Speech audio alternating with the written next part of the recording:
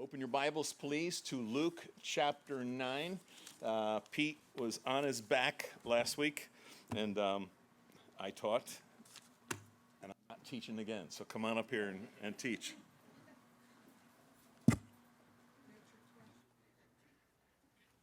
All right. It is good to be here again. Thank goodness I'm not on my back. That was no fun. And thank you so much for your prayers, all you guys online, everybody. I always believe there's two sides to a story, right? There's the side that could have happened and the side that happened. And the side that happened is because of God's prayer, right? And I'm here, so I'm really happy about that. So let's look at Luke 9, 18, verse 18. We'll start there. And as you're looking that up, last week John went through and he spoke about the feeding of the 5,000. And as we go into Luke, there's a section that has a little gap between the 5,000 and what happens today. We don't know exactly how long that was.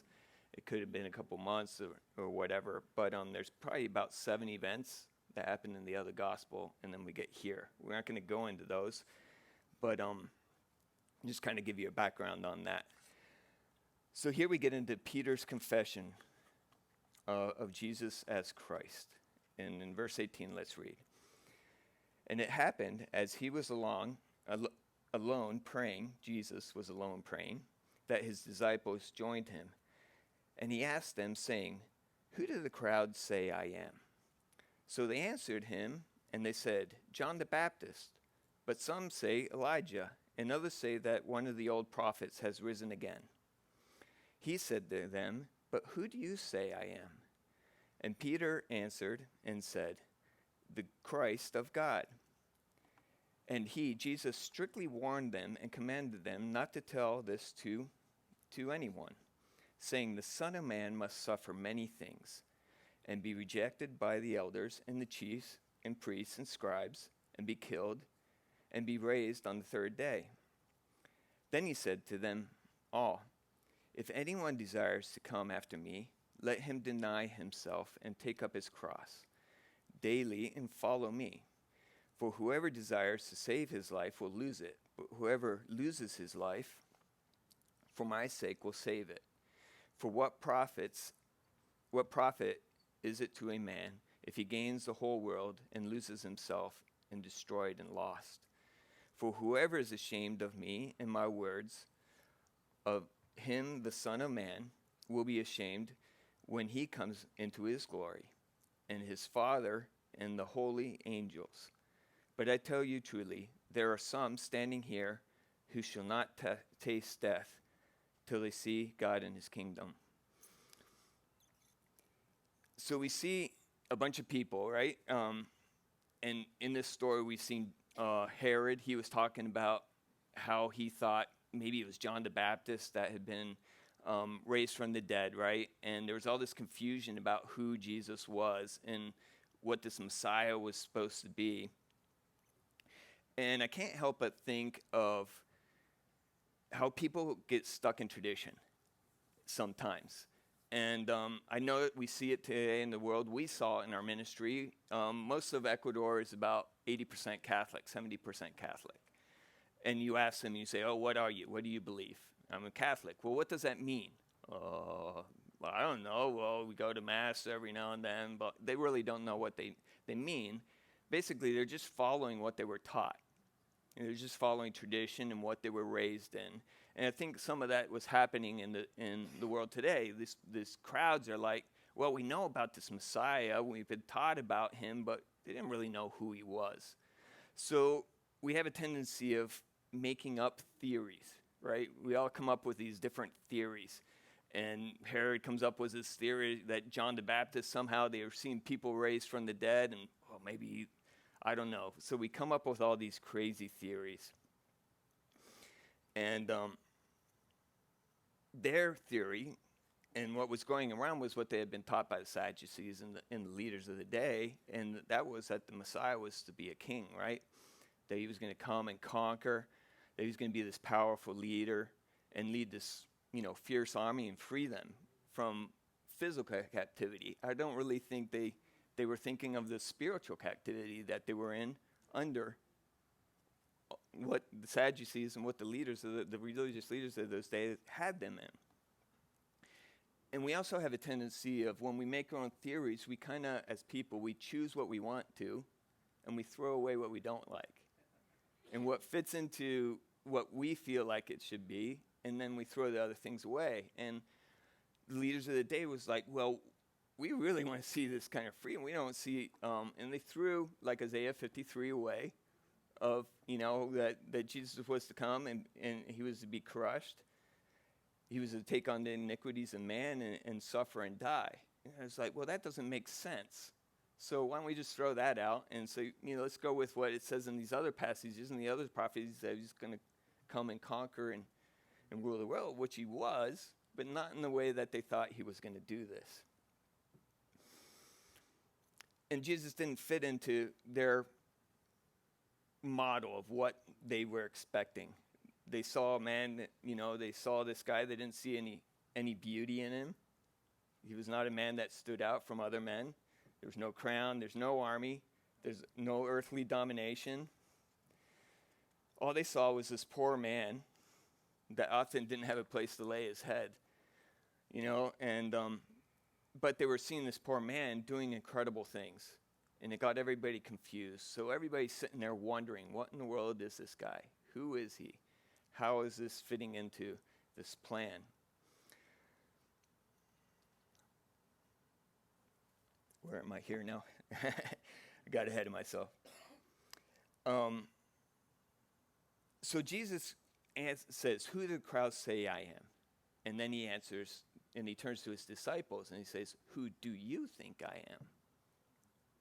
And Peter, surprisingly, answers first, right? And he says, well, you are Jesus the Christ. And here's this guy that, he had just walked on water. He had just done all these things. And I think he understood, okay, and I think the disciples were understanding that he's God. This guy is different. This guy, he's definitely the Son of God.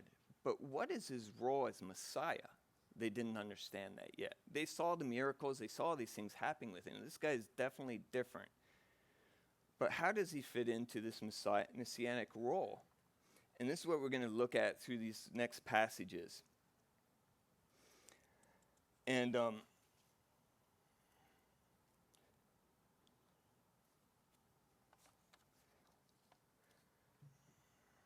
see, he conquered the world. Sorry, I'm going to keep losing my spot here because I'm not. So they had this conqueror of the world, and the sin. He conquered the world and sin in a way that no other man could. Sorry, I lost my spot there. He was going to do this in a way that nobody could come up with. And this is what I'm going to love to see that happens in this passage. So Jesus starts explaining to them what the Messiah and what the role of this Messiah would be. And he says, the Son of Man must suffer many things and be rejected by the elders and the chief priests and the scribes and be killed and raised again on the third day. And they're saying, wait a minute. We thought you were going to be a king. We thought you were going to reign. We thought this kingdom was going to come. They couldn't understand that crucifixion, that he had to die. How is this going to fit into this role? How can you be a world leader? How can you change the world by suffering and dying? And this isn't computing with them. So then Jesus goes on and he says, well, this is if this is going to happen, this is what I have to do, and this is what you are going to have to do. So he starts laying out the conditions for what the Messiah and all believers do, and there's three things that he comes up with. One of them is he says, one must deny himself. There is no path to glory in walking with Christ. It often means surrender. It often means sacrifice. It often means suffering and giving of yourself and learning not to live for oneself, but to live for those around you, right? That's the key to it. So there is no path to glory. The only glory that is to be given is to the King, is to Jesus. So one must deny himself and turn away. And later on, as the disciples see this, and we see it like in Philip 2:6-11, it says,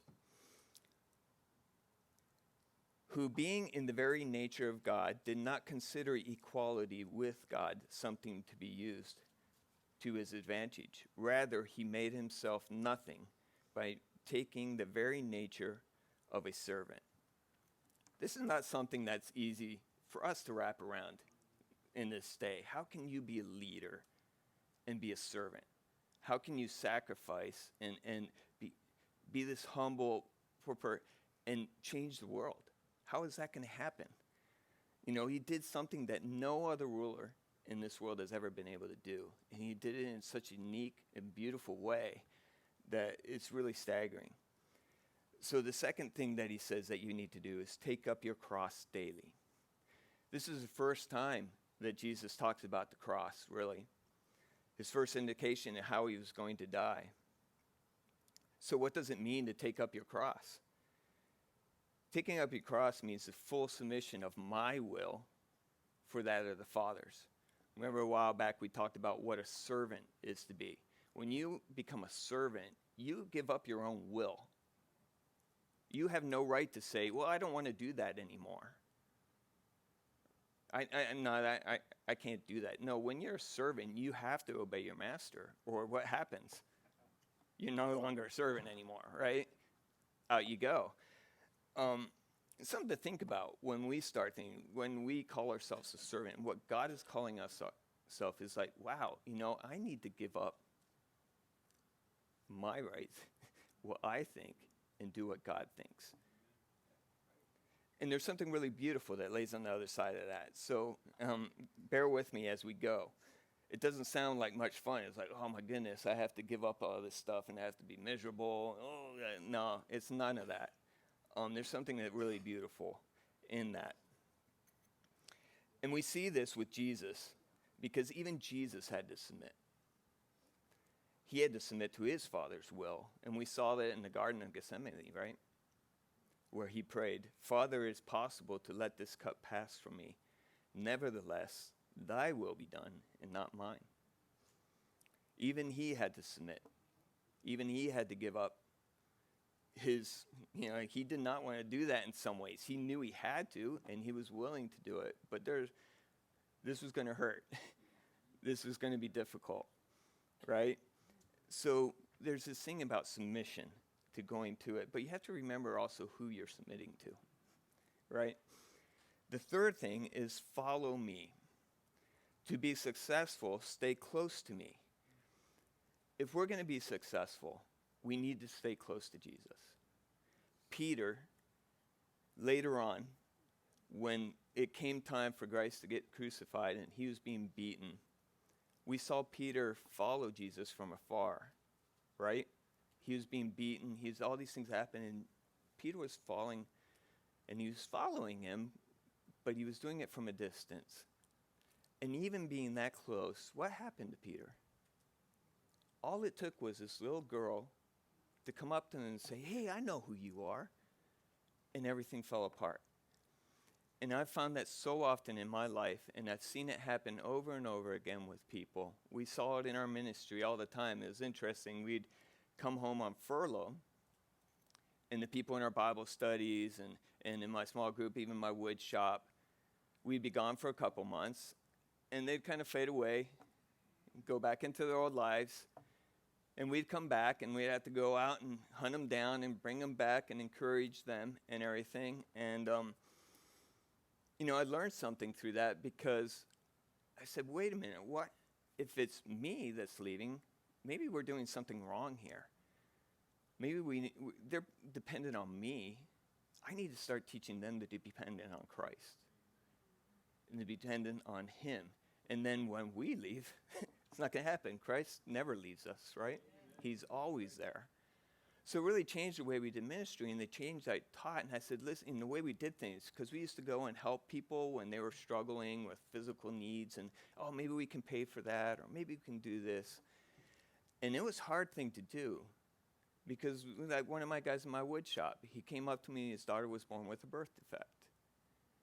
And I was like, ooh, we could dive in and try to raise some money and get some medical attention for him. And I was saying that, but God was challenging us. And he's like, Pete, if you want them to depend on me, you have to teach them this. And you yourself have to depend on me. And it was hard to pray with Wilson and his wife and say, we're going to depend on God on this. I don't know how he's going to provide.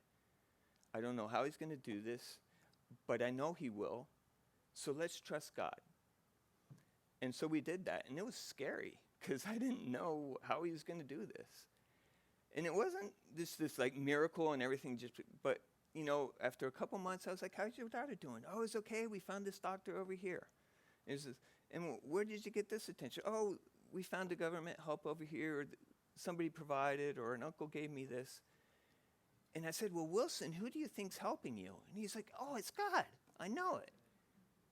And what a difference that was for him, because he was learning to depend on God and not on the things of this world and not other people. And that was going to be something that was last for him. So it was a lesson that we learned through that. But we have to watch it. We need to follow him closely. We have to keep our eyes on him, just like. So Jesus gives us these lessons. Why? The key is that he is after us. For whoever desires to save his life will lose it, but whoever loses his life for my sake will save it. The answer to life and to this is to lose oneself in Christ, to be completely dependent on him, to not count on other things around you.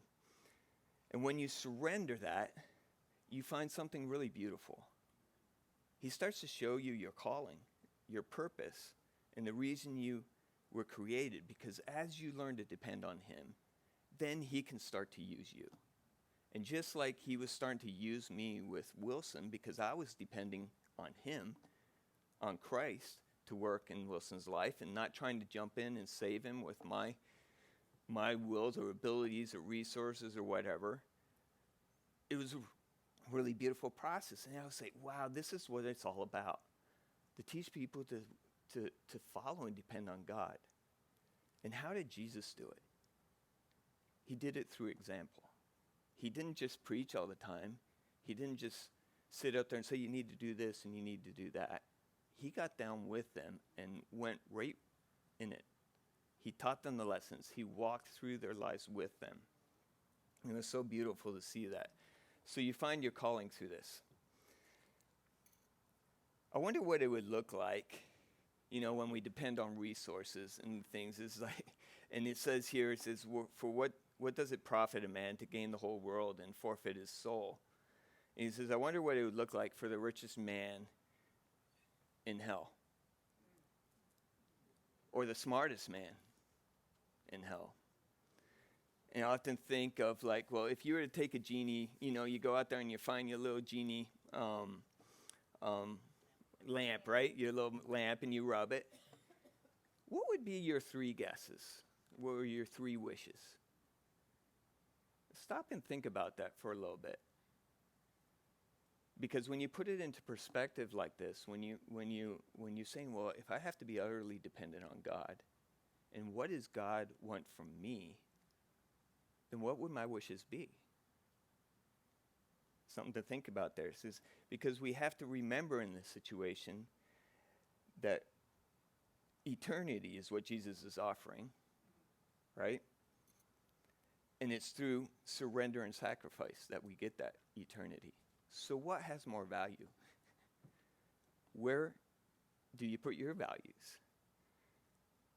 So I had to really think about that. What would my 3 wishes be? I certainly hope my wishes would align with what God wants for my life, and how and what kind of impact that would be versus what our earthly desires would pick. I often believe that there's a reward on this side of heaven as well as in heaven. And I know in our journey, as we went out as missionaries, and I started this process of depending and sacrifice with God, it was really neat how God has designed missions, because he takes you out there and he says, okay, first I want you to learn how to share the gospel with people. And I was not comfortable with doing that. I didn't like doing that. I didn't consider myself an evangelist or a teacher. I was a construction worker.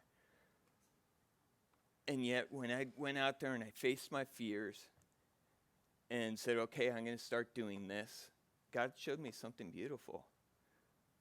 He used my experiences, he used my life, he used what happened in my life, and there's different things, and I started to see, oh my goodness, he started putting this all together since I was born. Why was I born in Ecuador? Why was I born in missionary families? Why did this happen? Why did that happen? And all the things started to get together, and then I started being able to use the experiences, the good, the bad, and the ugly, and I could turn those ugly experiences and say, yeah, you know, I suffered through that too. I made that mistake, but God helped me in this, and he helped me through that.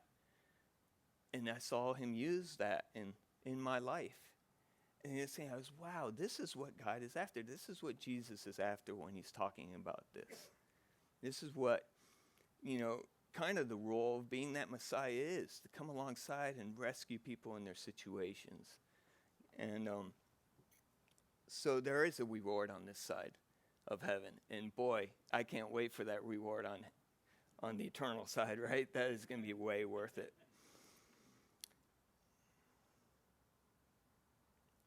So we deny ourselves, we take up our cross, and we follow Christ.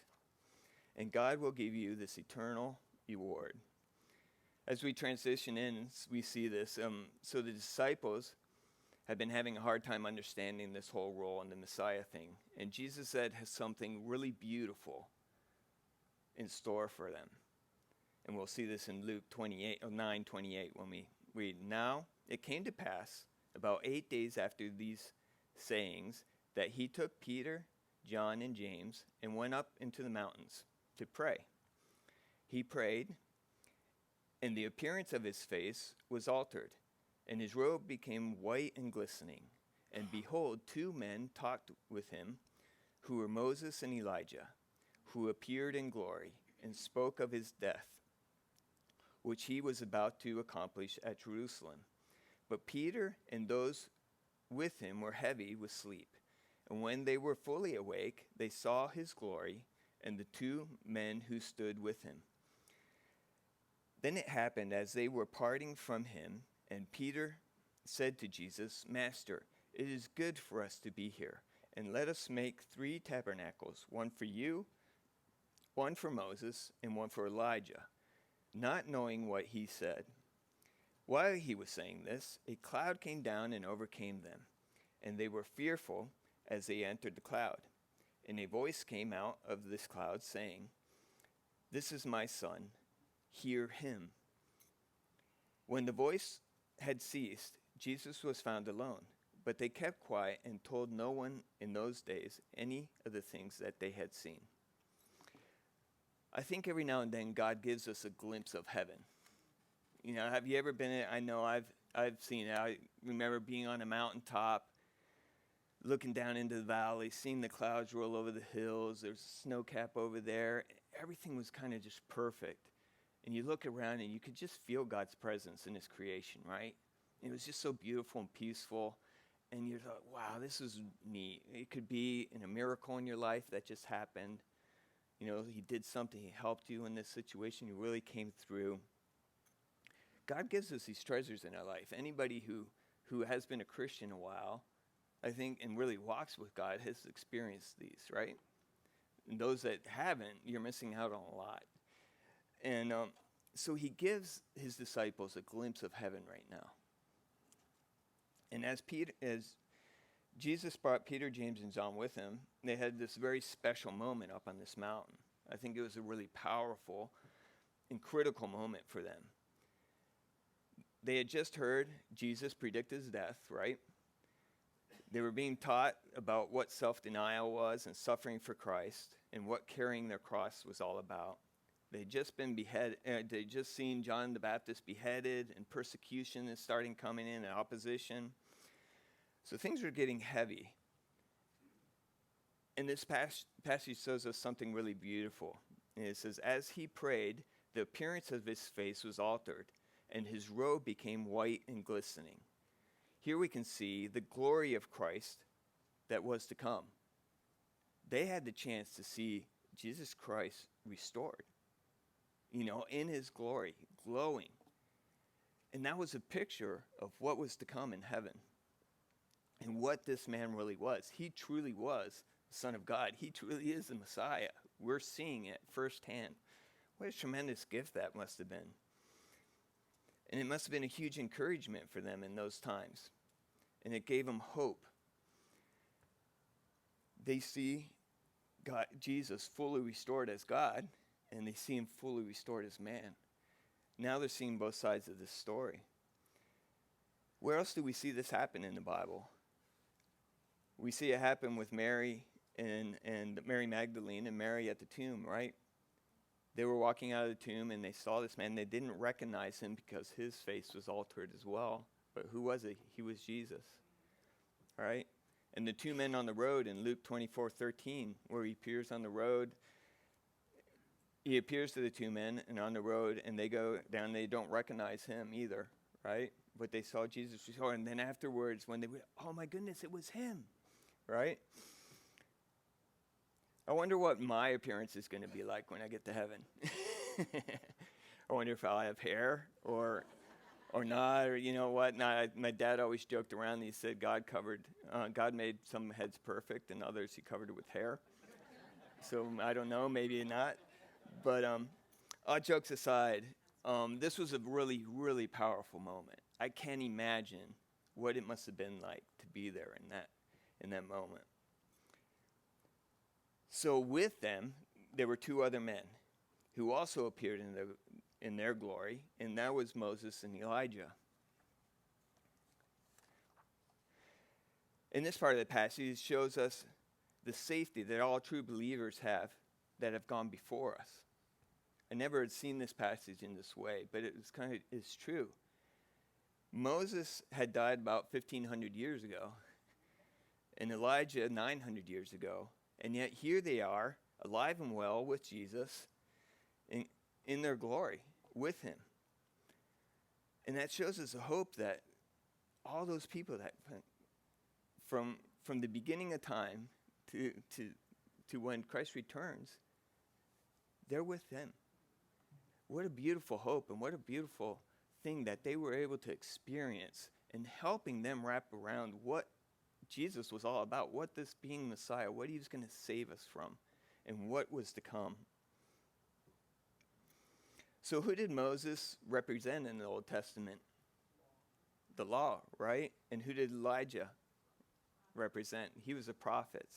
So it's really interesting. It'd be a really neat study to kind of take why these two men were here at this moment and tie that into all the prophecies. I've started to get into it, and I was like, whoa, this is going to take way too long. It'd be a really interesting study. But, like in Micah, where they said Elijah was supposed to come first and how that all tied in, it'd be really interesting to do that. But here we see two things that they could really grab onto, that everybody could grab onto in that time. Everybody could see that Moses, he had talked to him for a while, back in the tent of meetings, face-to-face with him. He had talked to him, and Elijah through all the prophets representing, so they could pick out all these things and put that together. So what were these guys talking about? I have to admit, I'm really disappointed with Peter, James, and John, because in all these critical moments, they are sleepy. If we read in the passage, they're sleeping while these guys are talking about Jesus' death and what is to come. And I must admit, I wonder what it was like and what they were talking about exactly. But I think Moses and Elijah, since they had been restored, they had been in the presence of God, and they now understood what the role of the Messiah was. And Moses and Elijah, just as all believers, have a very keen interest in Jesus' mission now. They understood the magnitude of what Jesus had to do on the cross and how he had to get there. I mean, the whole company, from Adam all the way on, are depending on what was going to happen to Jesus on the cross and his resurrection and their salvation.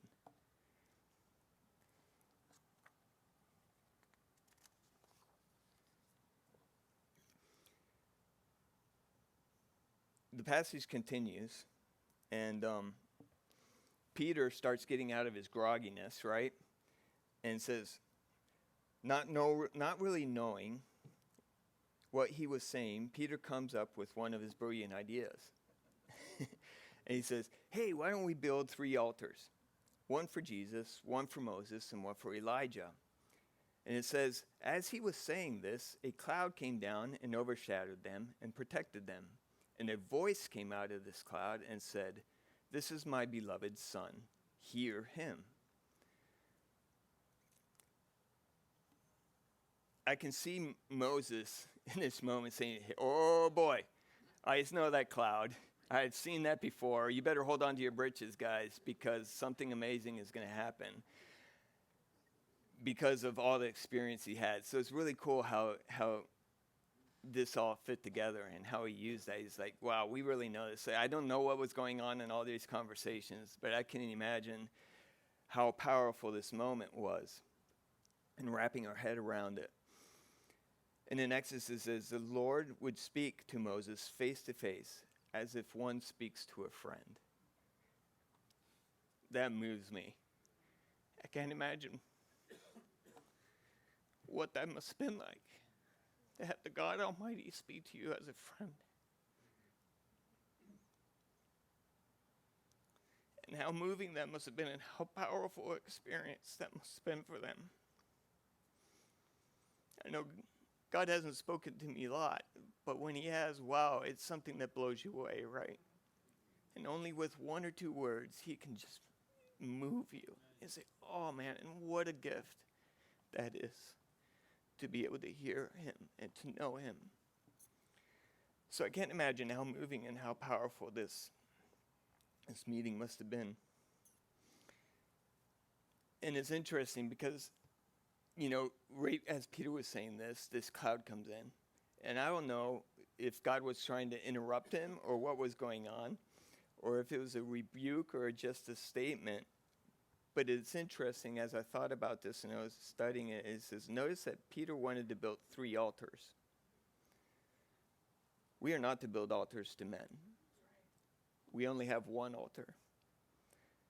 And God was pointing out that, maybe God was pointing out, this is kind of my view, but that there is an immense difference between the Son of Jesus, the Son of God, and other men.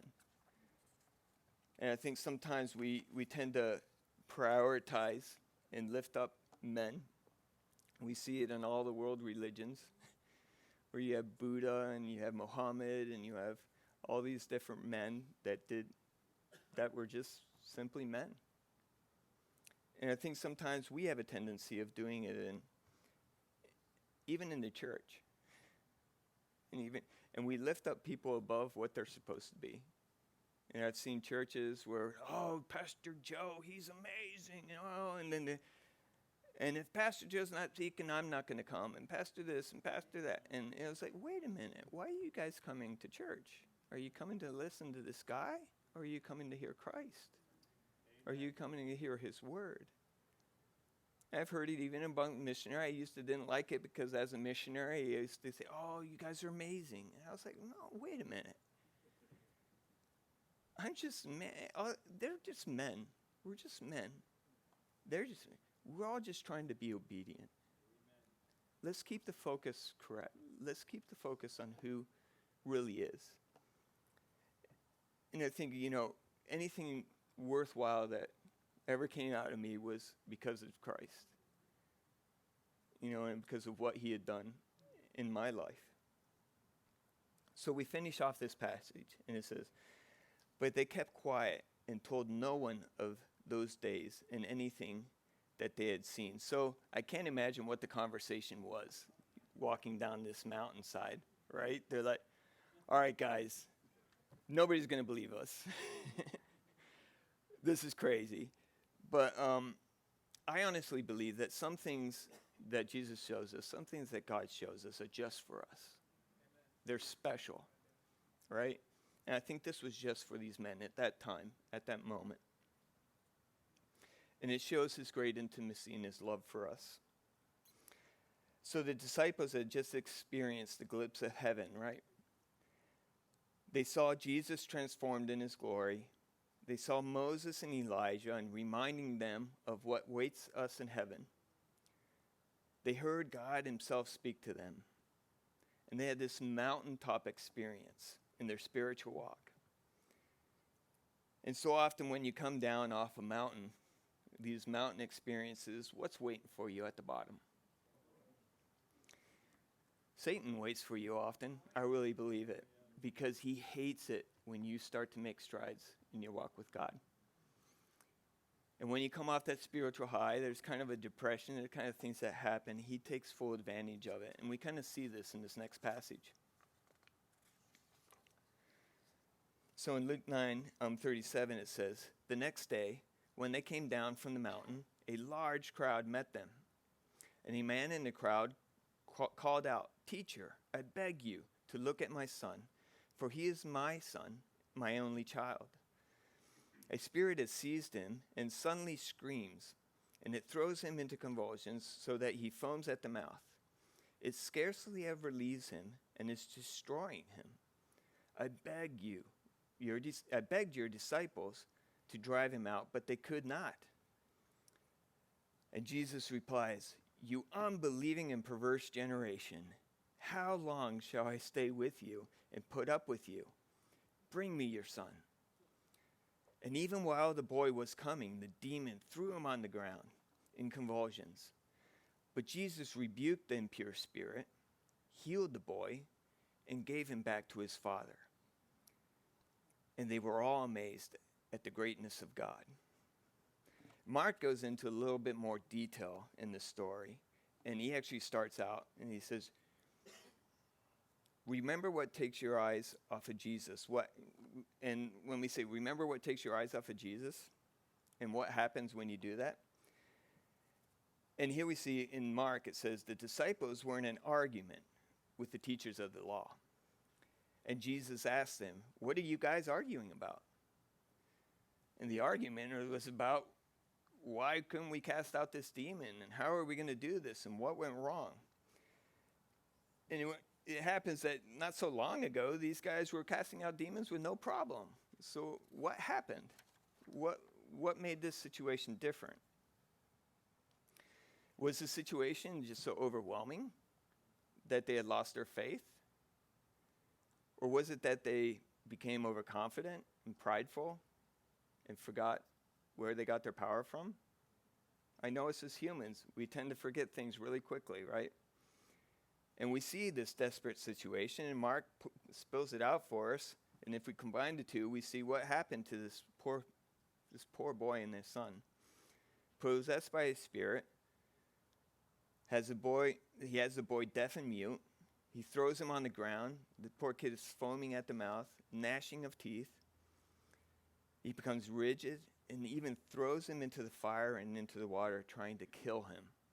I can't know how long this was going on.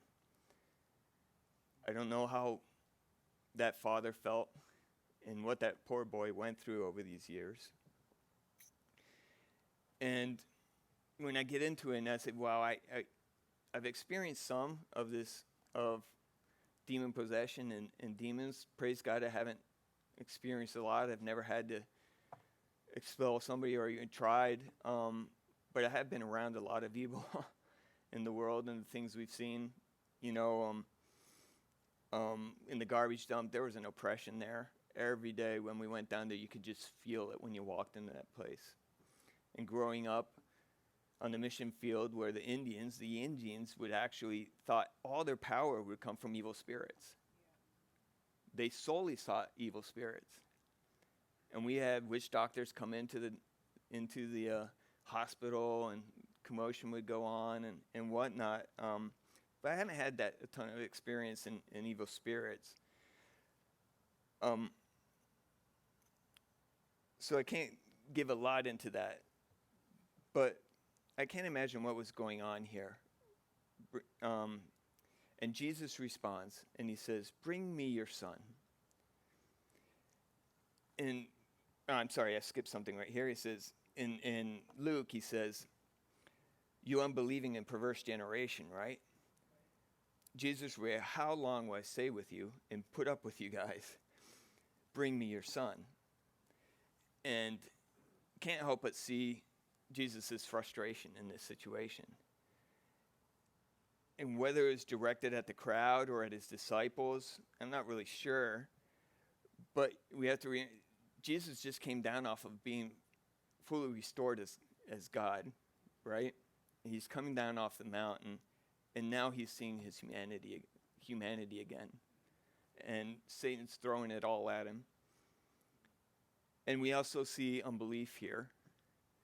And how many times do we have to keep telling you, believe, believe, believe? And in Mark, we see unbelief turned into belief. And I want to show you how he does this, how Jesus works through this situation. So the father asks if Jesus can drive out the demon, right? He says, can you do this? Can you help my son? And what does he respond? He says, everything is possible for those who believe. And the father's response is beautiful and so encouraging to me, because he says, I do believe. Help me in my unbelief. And that encourages me so much, because I know in my life I've always struggled with unbelief. It's always that hint of doubt in the back of my mind that says, man, is God really going to show up here? Is he really going to help me? Or is this going to be one of those stories that doesn't go so well?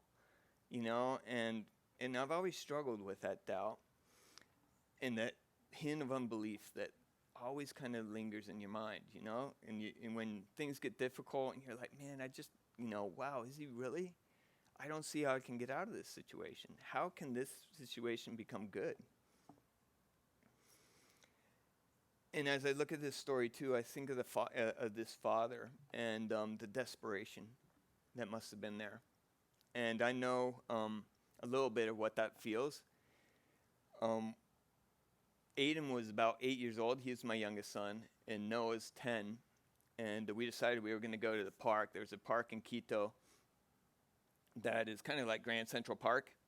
It's this big, huge park, and it has all these basketball courts and fields, and it's huge. And they had this like motocross park, BMX park, and we like to take our bikes down there and ride and go over the jumps and everything, and they were still learning. So we went down there as a family, and Jen happened to have a friend visiting us, so the plan was that she was going to go off and show her friend the park and some of the things that were hanging out, and I was going to hang out with the boys. So I was on the top of this hill trying to work with Noah, my oldest son, and get him the courage to go down this one hill. And Aiden had gone off down below, and 2 teenage kids were with him, and they were kind of showing him some things. And I looked at it and I was like, that's a little strange, but it seemed like good kids. There's nothing wrong with that. And they let them be. So we were going, and the time came where we had to get going. So I yelled over to Aiden, and I said, Aiden, it's time to go. And Noah and I started following, and we fully expected Aiden to come right behind us. So we happened to go behind this big hill where we couldn't see each other. And I turned around. It hadn't been a minute, if a minute at that. And I turned around, and Aiden wasn't there. So I was like, that's weird. Okay. So I rode back around the hill to where he was. He's gone. Well, that's weird. Where did he go? How did he disappear so quickly? He's got to be here somewhere. So I started asking people, and they're like, no. And it's like, this is weird, too. He's a little blonde kid. There's not many blonde kids in Ecuador. Nobody noticed. He's just gone. Nobody saw him. So I was like, all right, okay, this is a little strange. So I started looking for him. 5 minutes go by, and 10 minutes go by. I couldn't go too far because Noah was there, and he was alone. I couldn't leave him. So I was getting really nervous. I was like, wait a minute, this is weird. Where could he have gone? So I called Jen on the phone, and I said, listen, you got to get back here. I can't leave Noah. I can't find Aiden. He disappeared. So Jen comes running over. She hangs up with Noah, and I start searching for him. And I went all over the place. And it started to get more and more desperate. 10 minutes turned into 20 minutes, into 30 minutes, into almost 40 minutes. And we hadn't found him. I had searched everywhere. I was asking, I was pleading. We happened to work with ministries. A lot of our ministries deal with human trafficking. And things are just going crazy in my mind. Those guys took him. I knew there was something weird about them. how did, everything was like, it's just crazy. And I was desperate. I don't think I've ever prayed so desperately in my life. And 45 minutes go by, and I was like, I don't know what else to do. We're going to have to go to the police station and start a search party. That doesn't bring a whole lot of hope in Ecuador because the police are usually pretty worthless. But it happened to be that the police station and where we parked our car were right next to each other. And right where we parked our car was right underneath this huge cross, this 50-foot cross they had put up for John Paul II when he had come and visited. And so I take off riding across the park to go to the car. And here at the foot of the cross is Aiden. And I was just like, oh my goodness.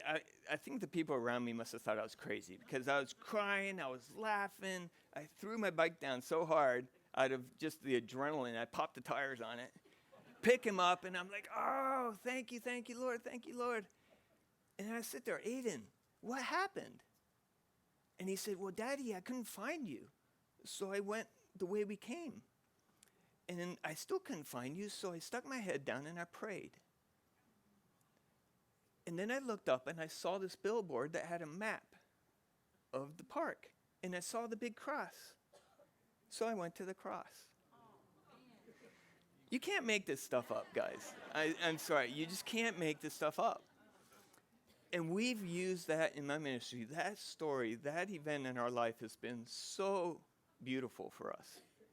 So many times we have gone, and when I feel inadequate, when I don't know what's going on, when the future is uncertain, when I'm scared, when I go back to that story and I say, I do what my 8-year-old son does. Stop, pray, and go to the cross.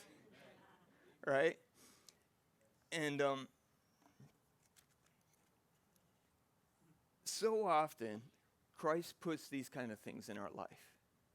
He puts situations that are out of our control, that are so big and above us. The whole missionary journey was so over the top. How are we going to pull this off? How are you going to make this happen? I can't see it. And he does that on purpose. You know, we see it all through Christ's journey. In the feeding of the 5,000, right? What did he do? He said, well, what do you have? Give me what you have. Let me multiply. Let me take care of this situation. Right? But so often we sit there and we do just like the disciples do, and we all do this, is we come up with these situations, and when God asks us to do something, when God asks us to go out, really, when he comes out and says, hey, I want you to serve me, I want you to really sacrifice for me and go do something. And what do? We say, I can't do that. You know, I'm not good enough. I'm not talented enough. You know, I'm not proficient enough. I don't have that kind of ability or talent or strength or faith. You know, we come up with all these excuses.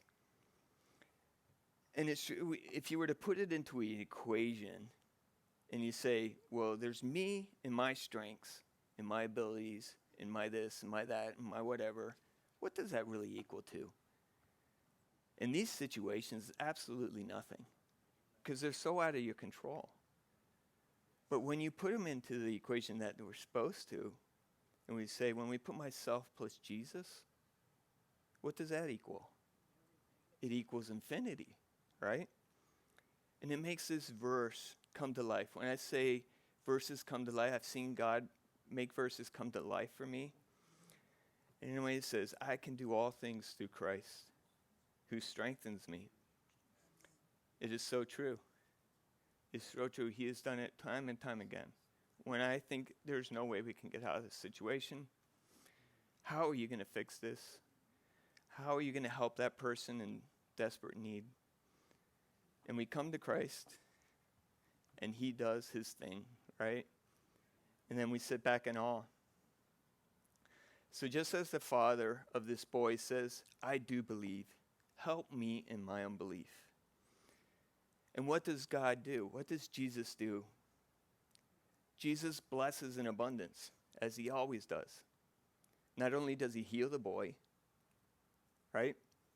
The Father now believes. The disciples learn. The crowd stands in awe. And above all things, what do they receive? They receive an earthly treasure, right? But what awaits? Now they have eternity. Stop and think about that for a minute.